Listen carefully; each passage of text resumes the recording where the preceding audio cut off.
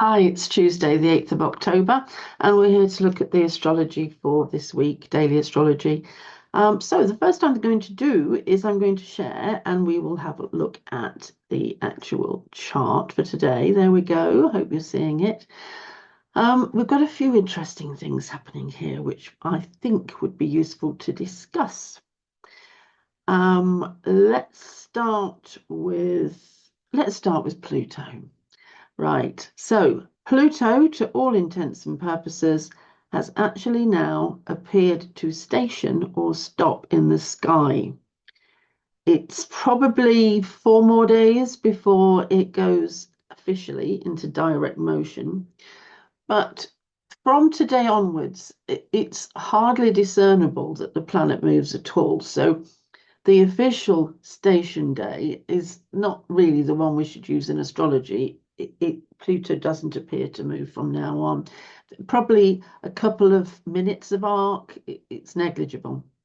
So the fact that we've got Pluto stationary in the chart changes a lot of things. And in fact, I think this station is probably more important than any move forward that Pluto is going to make after this. It's a big one because it's a last one and it's taken so long to get to this place where Pluto is in the final turnaround in Capricorn. And I think there's a lot to say. So, what we're going to do is we're going to remind ourselves, first of all, of what Pluto represents. Okay, so I am going to stop that share now, and we'll think a little bit about this because there is a lot going on in this, but because Pluto is such a silent or underground or dark planet, in fact, dark planet, right? So I started out today in light pink. I saw we were going to be talking about Pluto, and I turned around and went back and changed into black. I thought I can hardly sit and talk about Pluto in light pink. No, we honor the Dark Lord fully and dress in black. And I also have on here this, I bought this on Easter Island. It's made of shells. And I was fascinated how the Easter Islanders had picked up on something which has such huge symbolism in the West, I suppose. Yes, they would have, but I was particularly pleased with the treatment. It has a spiral in the middle. So I think that's interesting. Anyway, right, going back now, I've got me black. I've got me circle and me spiral and me horoscope shape, although horoscopes can be any shape, but anyway. Right, talking about Pluto. Yes, yes, yes. Okay, let's just examine some stuff that I've spoken to you about before, right? Let's just run over it because I want it all to be fresh in our minds before we think about something new that I want to introduce. So we've got in Pluto an intelligent, let's get that straight, intelligent, ever present, right? So this never goes away, it's part of life itself, and it's a ruling principle in the life force, and none of that can be changed. So it fulfills a cycle of evolution without restraint. There is no emotional sympathy in Pluto's work. Now, Pluto is a water planet. We would expect some emotional sympathy. After all, water clings, it's very emotional.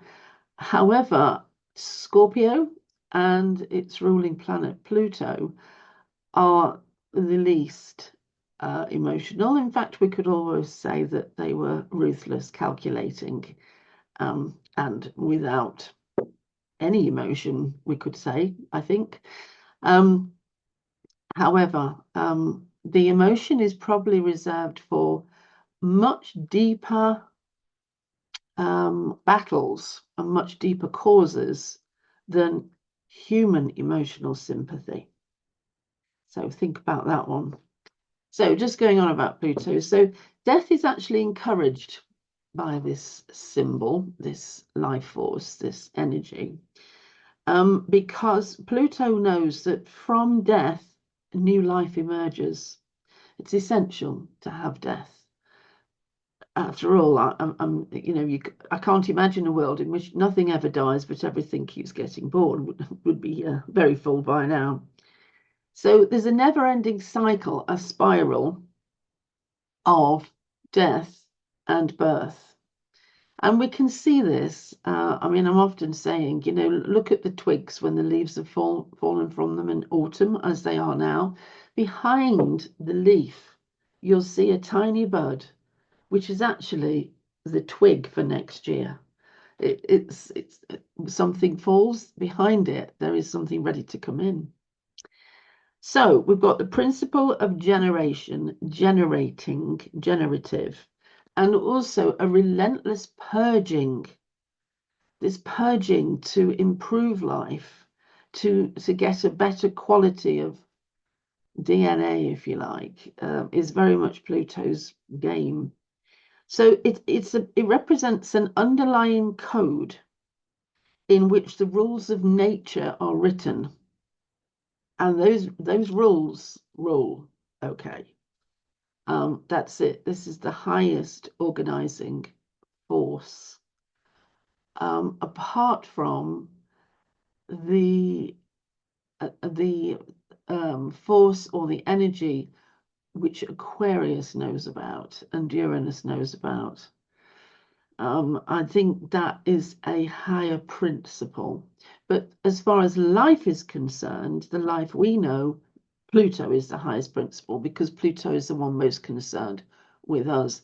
Aquarius and Uranus are concerned with a much bigger project. Okay. Excuse me.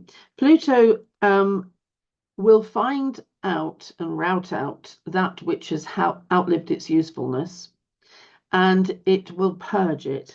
It ends the chapter, it ends the book, and it starts a new book.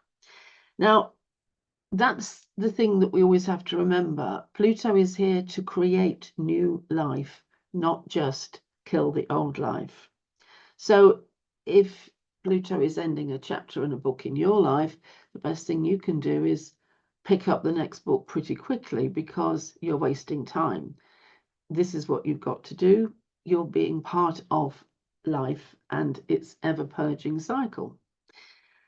So, never ceases to create. Right, what's happening at the moment? Pluto is stationed. Right, what I want you to imagine, please, is a magnifying glass, okay? And I want you to imagine the sun going through, so a sunbeam going through the magnifying glass, right? And then we put that on a page, right? We hold it over the page. Now, can you remember doing this at school? And what happens is the glass magnifies the heat of the sunbeam and it burns the paper underneath.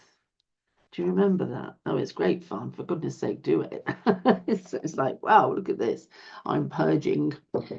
Anyway, that is the effect of Pluto being stationary. It's like taking this and letting the sunbeams pour through it and holding it over the life that we know at the moment. So it's an intense burning of everything that I have just spoken about. We could look, if you like, to the alchemists here, and we could talk about the Negrado, the burning. We could see other similar metaphors, particularly in alchemy. However, I think we've covered enough for you to get the meaning of what I'm saying. If we're intensifying everything that I've just spoken about, then how should we cooperate? And I do mean cooperate. I don't mean trying to hold back the waters because that is useless. But Pluto, it works on an atomic level, right? It has atomic power. You don't stand there and go, no, thank you. I think I want to keep my life as it is with all of the dead wood in it. No, it doesn't work. And in fact, you're much better off cooperating with Pluto because the generative side of this force, this powerful energy, is absolutely dripping with rich potential. Pluto it's like that genie in the bottle thing, right? So Pluto hands you the bottle, right? And you rub 3 times and a genie pops out. You can have what you like. It's that type of environment where you can have anything you want. What you can't do is hang on to the old stuff. Okay, so the best thing you can do is recognize that whatever it is that Pluto is working on has had its sell-by date and needs to move on. And there is something here that I can more or less guarantee you. Whatever it is that you're moving onto or to will be better than what you left behind, even though it doesn't seem as if that is possible.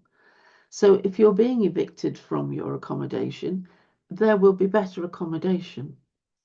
If you are going through a breakup in a relationship, there is a better relationship, and that's why it's happening. The relationship that you were in probably was there as a training ground, a learning curve for something coming that requires you to have that kind of experience. Anyway, so you should, as much as possible, put your faith and trust in this process because it's one of the biggest lessons, if you like, or the biggest forces of our lives here. Pluto is going to have its way, so work with it and you can really start to benefit. If you think about a roller coaster, getting into the front of the roller coaster, right, and leaning forward and looking down as you twist and turn and go all over the place, by leaning into the rhythm of the roller coaster, you're assisting yourself and maybe the roller coaster. If you just hide in the seats at the back, then actually you're going to hurt yourself because you're going to get tossed all over the place and you're not going to see what's coming and not going to be able to work with it. So get at the front, getting the driving seat. Okay, you're not going to be able to take your car off the tracks of the roller coaster, but you are going to be having a better ride if you cooperate with it. Okay, right. So this is an intense week. This begins today.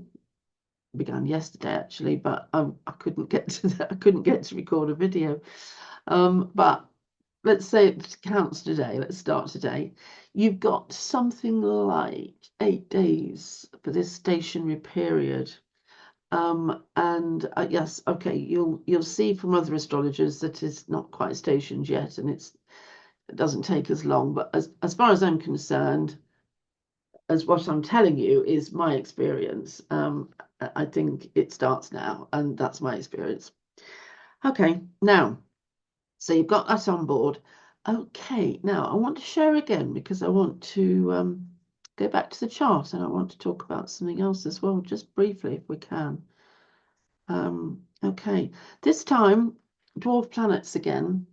The long running, and I know it's long running, T-square it's called, so it's 3 points of a cross. So you've got Maki Maki here, Salacia there, and Quawa over here.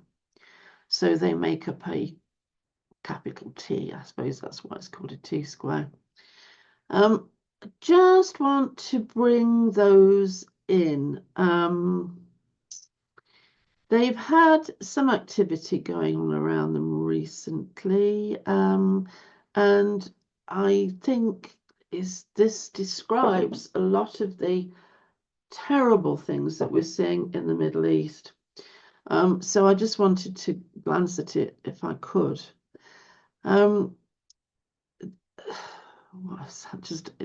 it's kind of hard to describe. Let me just come out to this share for a moment. So I want to stop the share. There we go. And there is something else I just want to show you, if possible. So here we go. You've seen this before. So it's the diagram of the trans-Neptunian objects, so meaning the Kuiper Belt, Pluto's gang, everything that's out there beyond Neptune. So we've got, they're organized into groups, the Plutinos, which is where Pluto is sitting. This is the sun over here. If you haven't seen this before, I better do this. This is the sun over here. All the other planets are over here, and this is moving outwards from the sun, going into outer space. So this is Neptune, the orbit of Neptune. This is the orbit of Pluto. And this is the orbits of Quaoar, Salacia, and Makemake. These are the 3 dwarf planets involved in that T-square. Okay, so what is the meaning of these 3? That they get together like this in a formation which should be describing something of a collective nature, something of an international nature. So we've got clues. The guy that was leading the research into the Kyer Belt, Mike Brown, the astronomer, asked that everything at this level, at this orbiting position, should be named after mythological creator deities. So mythological creator deities. And these are classical Kuiper Belt objects. Okay, so what can we get from this in terms of the great difficulties that are going on? Stop that share. There we go. First of all, I think that all 3 of these dwarf planets represent something more. They represent indigenous people. They represent the groups of people or tribes that have been maligned, that have not been treated respectfully. And they also seem to stand for times when large cultures of people, or indigenous, native people, people with who are joined together because of certain things that they all have, certain beliefs, or where they're all born together, or so that, you know, so they're grouped into groups, these groups, because they are with a tribe that they are comfortable with. There is something about this where there is a grief or a pain and a very dark place in humanity's collective unconscious, where people on the fringe, if you like, or not in positions of great power, like the most powerful of the nations, where they seem to get maligned and singled out, left out, treated badly. They're not considered properly. And it's as if all of these 3 symbols, so that's Salacia, Makemake, and Quaoar, are in this tight formation to talk about history and how history has gone, how history is telling us, how things have gone so wrong, that they weren't, sometimes decisions were made that weren't fair, and things are not in a great place. They're not in a fair place, and they never have been. And still, there are groups, clans, tribes of people crying out because their message has not been heard yet, and the treatment just gets worse, and nobody's doing anything about it. And this I could be describing any nationality here. This particular situation is terrible because all sides are hurting, and the pain is palpable, really. And yes, there is always one side that is taking advantage of a situation or unfairly lashing out far beyond that they should. And that's wrong. However, there is much more to it than that. So I think by these three getting together, and they are together for a long, long time, it's something like 30 years.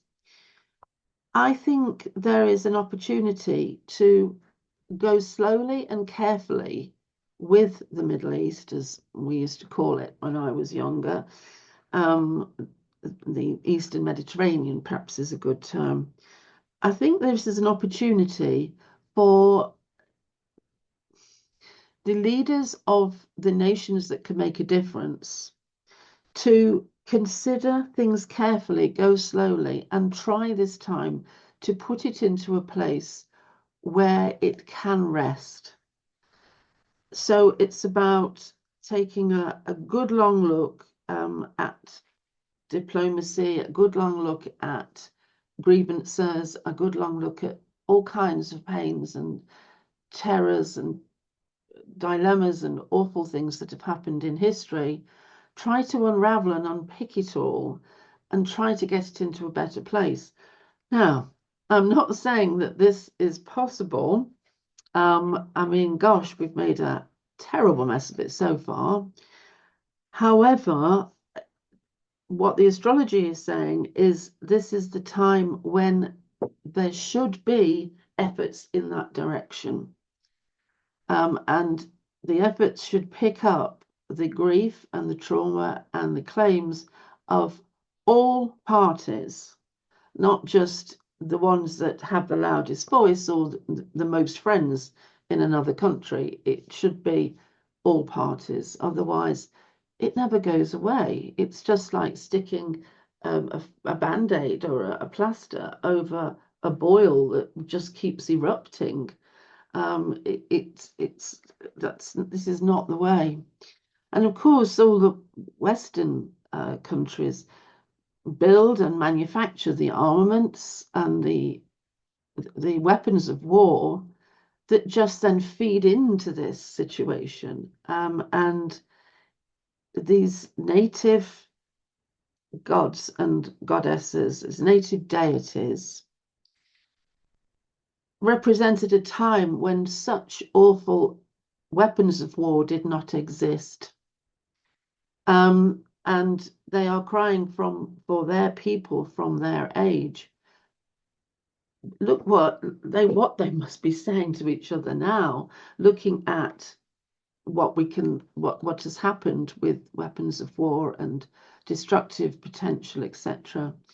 And of course, with Pluto stationing, there is Pluto's working with what is there, and the potential is great, greater than it was when Silesia, Makemake, and Kwawa were adored as creator gods and deities by their native people. Anyway, I don't have an answer for this. I'm just reading the astrology and saying this is what these guys are saying, and this is what I think is a way forward looking at the astrology. All we can do is sort of hold that in our hearts, because after all, everything in this dimension is built on two things: awareness and belief.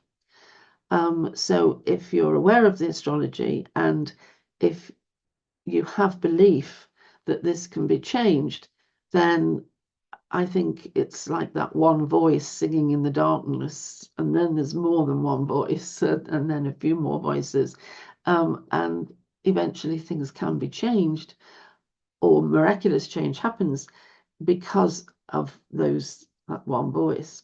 So that's where I'm coming from, really, just trying to work as an astrologer and explain something, even though it looks pretty hopeless, and I'm quite sure, but nobody of any influence is going to listen to this. Never mind. Okay, that's me then, all serious. And I'm going to say goodbye now because this has been far too long. And I'll see you tomorrow, I am sure. That will be nice. Okay then, bye.